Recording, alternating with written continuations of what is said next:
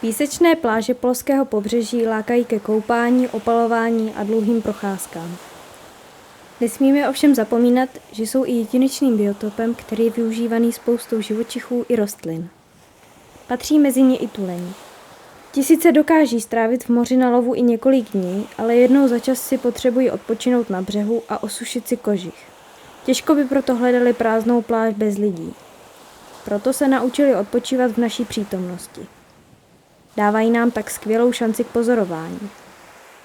My bychom jim na oplátku měli dávat dostatečný prostor. Stále jde totiž o divoká zvířata, která z nás mají strach.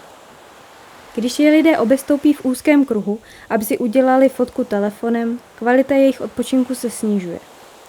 A pokud se někdo dostane až moc blízko, přeruší ho úplně a uprchnou do moře.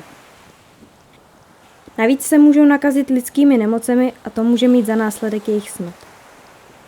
Užívejte si proto pohled na ně z přiměřené vzdálenosti, nejlépe okolo 30 metrů.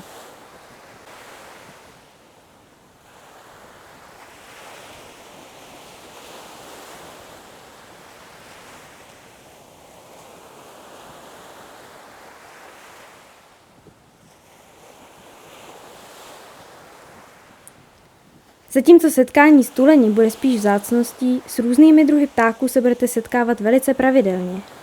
I oni potřebují pláž do různé míry k životu.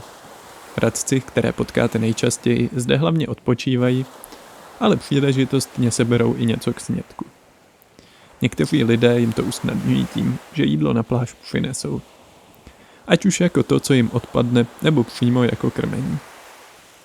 Že se nejedná o ideální stravu, je asi zřejmé. Navíc si tím spojí lidi se snadným zdrojem potravy. Což může vyústit v konfliktní situace, když radci nepochopí, že ta zmrzlina nebyla koupená pro ně.